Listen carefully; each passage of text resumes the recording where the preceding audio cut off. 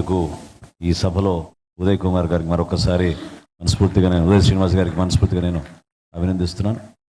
అదేవిధంగా స్థానిక శాసనసభ్యులు పంతం నానాజీ గారికి, సభాధ్యక్షులు బాబు గారికి, మీ అందరికీ తెలుసు ఏ విధంగా పార్టీ కోసం మొదటి రోజు నుంచి కూడా కష్టపడి పనిచేస్తున్న వ్యక్తి.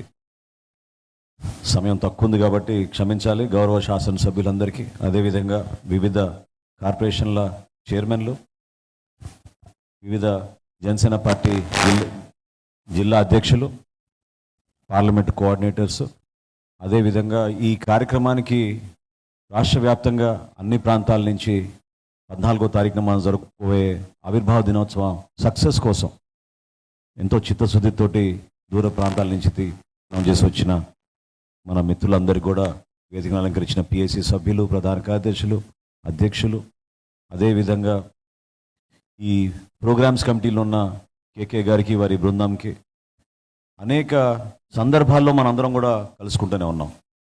కానీ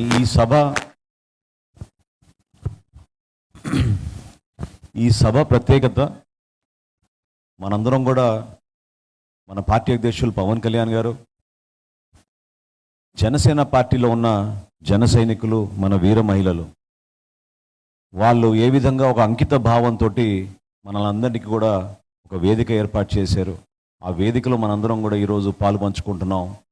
ఇంతకన్నా అదృష్టం ఒక రాజకీయ ప్రస్థానంలో ఉంటుందా అనే భావన మనందరికి కూడా రావాలి.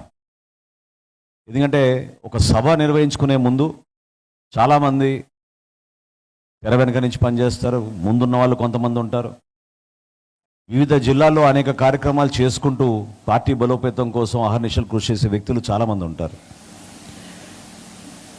2014లో పవన్ కళ్యాణ్ గారు పార్టీ స్థాపించి ఆ రోజు రాష్ట్రంలో ఉన్న రాజకీయ పరిస్థితులు ఎదుర్కొని వ్యక్తిగతంగా కాకుండా సమాజానికి నేను ఏదో ఉపయోగపడాలనే ఆలోచనతో ఆ రోజు ఆయన వేసిన అడుగు మీరందరూ కూడా చూశారు. ఆ రోజు నుంచి కూడా ఆయనకి అండగా నిలబడిన అనేక మంది ఈరోజు కొంతమందికి అవకాశం కల్పించవచ్చు, కొంతమందికి రాకపోవచ్చు, కానీ మీరందరూ ఆయన దృష్టిలో ఉన్నారు. హరిప్రసాద్ గారు ఉన్నారు ఇక్కడ, ఈరోజు శాసన మండలిలో ఒక సభ్యులుగా, ప్రభుత్వ విప్గా, పార్టీకి రాజకీయ వ్యవహారాల్లో మొదటి రోజు నుంచి కూడా పవన్ కళ్యాణ్ గారితో పాటు ప్రయాణం చేస్తూ, మీ అందరిలో కూడా చాలామంది, కొంతమందికి తెలియచ్చు, తెలియపోవచ్చు, ప్రతి నెల జీతం రాగానే పార్టీకి 300 రూపాయల నుంచి 500 రూపాయల నుంచి 5,000 వరకు కూడా పార్టీకి డొనేట్ చేసే వ్యక్తులు చాలామంది మన జనసేన పార్టీలో ఈ రోజుకి కూడా మనస్ఫూర్తిగా అండగా నిలబడతారు. విద్యార్థులు కూడా కష్టపడి పనిచేయాలి, తొందరగా ఉద్యోగం తెచ్చుకోవాలి, ఉద్యోగం రాగానే మొదటి జీతం పవన్ కళ్యాణ్ గారికి, జనసేన పార్టీకి ఇవ్వాలనే తపనతో ఉన్న మంది లక్షల సంఖ్యలో ఉన్నారు ఈ రోజున. ఇతర దేశాలకి వెళ్ళిపోయినా, అక్కడ స్థిరపడ్డా కూడా పార్టీకి నేనేం చేయలేకపోతున్నానే అనే ఆందోళనతోటి ప్రతిరోజు పార్టీ కార్యక్రమాలు చూసుకుంటూ పార్టీకి ఏదో విధంగా సహాయం అందించాలనే ఉద్దేశంతో అక్కడి నుంచి కూడా మన ఎన్ఆర్ఐ సోదరులు ఎంతోమంది మనల్ని అందరినీ కూడా సపోర్ట్ చేస్తూ ఉంటారు. నేను ఈ విషయాలు ఎందుకు ప్రస్తావిస్తున్నానంటే, జనసేన పార్టీ అనేది కేవలం రాజకీయ లబ్ధి కోసం స్థాపించిన పార్టీ కాదు. మానవత్వం కోసం, నిజాయితీ కోసం, రాజకీయాల్లో ఒక విలువైన ప్రయాణం చేయాలనే ఆలోచనతో, ఆ ప్రయాణంలో భాగంగా యువతకు ఒక అద్భుతమైన భవిష్యత్తు కల్పించాలి, దేశంలో మనందరం కూడా ఒక మార్పు కోరుకుంటున్నాం, ఆ మార్పు అంటే ఈ విధంగా ఉంటుందని ఒక నాయకత్వం సిద్ధం చేయాలని పవన్ కళ్యాణ్ గారు చేసిన ఈ కష్టమైన ప్రయాణాన్ని మనందరం కూడా ఒక అద్భుతమైన కార్యక్రమం ద్వారా మనం తెలుపుకోవాలి. ఆవిర్భావ దినోత్సవం ప్రత్యేకంగా ఈ పర్టికులర్ ఆవిర్భావ దినోత్సవం పిఠాపురంలో మనం నిర్వహించుకోబోయేది అది మనది కాదు. అది కేవలం ఎవరైతే కష్టపడి జెండా మోసి పవన్ కళ్యాణ్ గారి గెలుపు కోసం, జనసేన పార్టీ గెలుపు కోసం అహర్నిశలు కృషి చేశారో వాళ్ళ గుర్తింపు కోసం ఒక పండుగ వాతావరణం తీసుకొచ్చే విధంగా ఒక సెలబ్రేషన్ చేసుకోవాల్సిన సందర్భం. It is about recognising the hard work and sacrifices of all our Jana Sainiks and Veera Mahilas, and it is a moment of celebration. ఒక అద్భుతమైన విజయం సాధించాం. దేశ చరిత్రలోనే ఏ రాజకీయ పార్టీ సాధించని విధంగా ఒక గొప్ప కార్యక్రమం ద్వారా ఎన్నో పోరాటాలు చేసి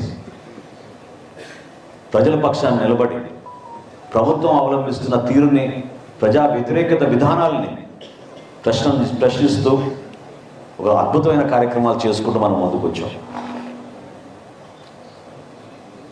ఇందాక నానాజీ గారు మాట్లాడుతున్నప్పుడు నాకు గుర్తొచ్చింది, 2019 ఎన్నికల తర్వాత ఒకే ఒక సీటు గెలిచాం. ఆ ఒకే ఒక సీటు గెలిచిన తర్వాత ఢిల్లీకి అమరావతి రైతుల కోసం భారతీయ జనతా పార్టీ నాయకులతో మాట్లాడి మన రాష్ట్రానికి అండగా నిలబడాలి, రైతాంగాన్ని మీరు కాపాడాలనే ఉద్దేశంతో ఆ రోజు ప్రయాణం చేశాం. ఇదే కాకినాడలో ఆ రోజు ఎన్నికైన ద్వారపూడి చంద్రశేఖర్ రెడ్డి అహంకారంతో పదవి మా చేతిలోకి వచ్చింది, మమ్మల్ని ఎవరేం చేయలేరనే భావనతోటి ఇష్టానుసారంగా నడి రోడ్లో ఏ విధంగా మాట్లాడాడో సమాజం అంతా చూసింది. ఆ రోజు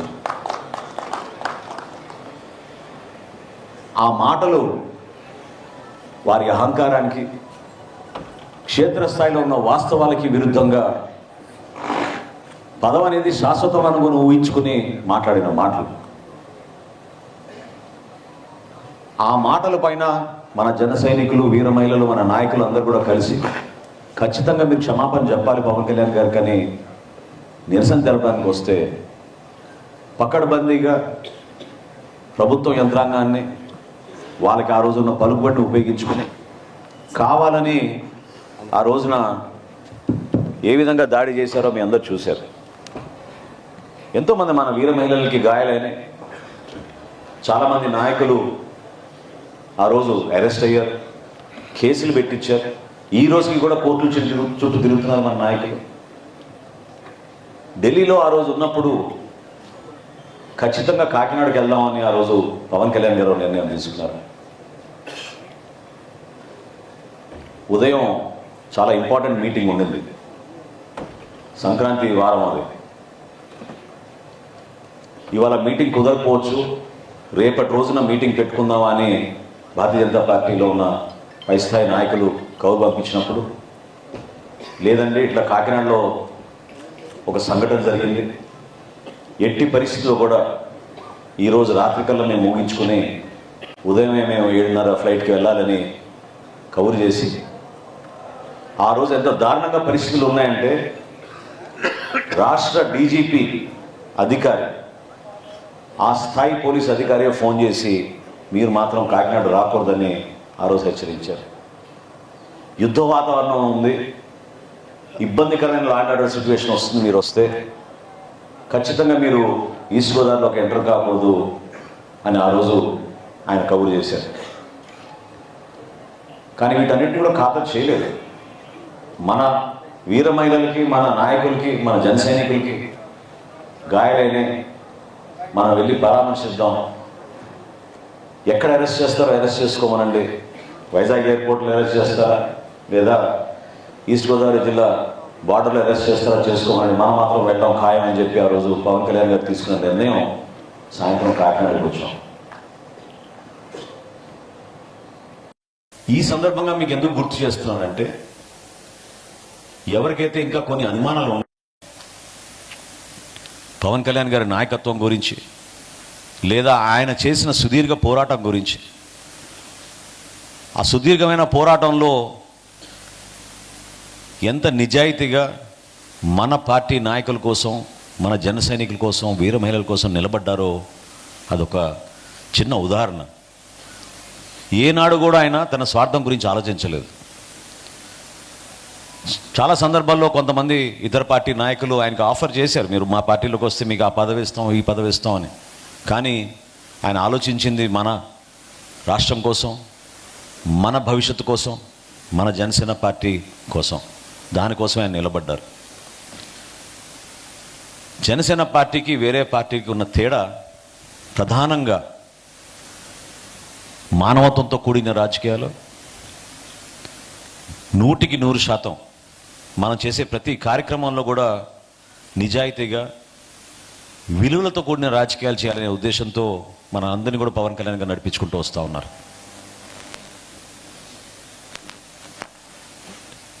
ఒక పెద్ద బహిరంగ సభ చేసినప్పుడు అన్నిటికన్నా ముందుగా ప్రజలు ఆలోచించుకునేది, పార్టీలో ఉన్న పెద్దలు ఆలోచించుకునేది మొబిలైజేషన్.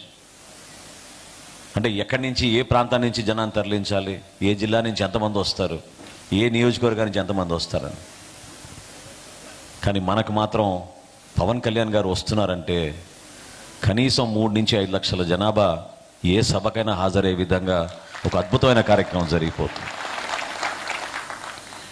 మేమందరం కూడా ఒక టీం వర్క్గా మేము పనిచేసుకుంటాం. ఎవరి బాధ్యతలు వాళ్ళు తీసుకుంటాం. మీలాగానే, మీరు కోరిన విధంగానే సభ సక్సెస్ అవ్వాలని కోరుకుంటాం. పవన్ కళ్యాణ్ గారికి భద్రతా లోపం ఎక్కడ లేకుండా జాగ్రత్తగా ఆయన వచ్చి మంచి ఉపన్యాసం ఇచ్చి మన భవిష్యత్తు ఏంటని మనం తెలుసుకునే విధంగా మనం కూడా సిద్ధం అవ్వడానికి ఆ కార్యక్రమం విజయం కోసం ఆలోచిస్తాం. ఎవరికి స్వార్థాలు లేవు ఈ ప్రయాణంలో. ఈ రోజున ఇంతమంది శాసనసభ్యులుగా, ఒక పార్లమెంట్ సభ్యుడిగా, ఒక మంత్రిగా, వివిధ కార్పొరేషన్లకి చైర్మన్లుగా పదవులు వచ్చినాయంటే అది 100% పవన్ కళ్యాణ్ గారు ఇచ్చిన గుర్తింపు. ఆ గుర్తింపుతో పాటు మీ అందరి సహకారం, మీరు ఏ విధంగా పార్టీ కోసం నిలబడి మమ్మల్ని ముందుకు నెట్టారు. ప్రధానంగా నాకు గుర్తొచ్చే 4-5 కార్యక్రమాలు నేను మీ దృష్టికి తీసుకొస్తాను. ఇందాక సోదరుడు దుర్గేష్ గారు చెప్పినట్టు ఏ కార్యక్రమం చేసినా తూర్పుగోదావరి జిల్లాలో ఆ విధమైన స్పందన ఉండేది, ఆ విధంగా నాయకత్వం ఉండేది, కలుపుకొని పనిచేసుకునే మనస్తత్వం చాలా అద్భుతంగా ఉండేది మన జిల్లాలో. దుర్గేష్ గారి సారథ్యంలో ఆ రోజున మొట్టమొదటి కార్యక్రమం మనం చేసింది ఆ రోజు మత్స్యకారుల కోసం ఒక భరోసా కార్యక్రమం. ఒక పాదయాత్ర ప్రారంభించుకుంటారు మన నానాజీ గారి కాన్స్టిట్యున్సీ నుంచి. ఇక్కడి నుంచి నాయకర్ గారి కాన్స్టిట్యున్సీకి నర్సాపురం వరకు పాదయాత్ర చేసాం మత్స్యకారులకు ఒక భరోసా కల్పించడానికి కోసం. ప్రభుత్వంలో ఆ రోజున ఒక మీటింగ్ చేయాలంటేనే భయపడేవాళ్ళు. ఎవరిపైన కేసులు పెడతారో, ఏ విధంగా ఇబ్బంది పెడతారో మనకెందుకులే అనే విధానంలో రాజకీయాల్లో తక్కువ మంది పార్టిసిపేట్ చేసేవాళ్ళు.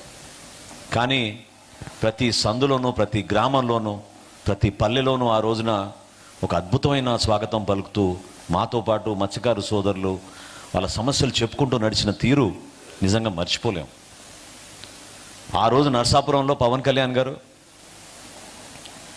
ఆయన ఉపన్యాసంలో మాటిచ్చారు.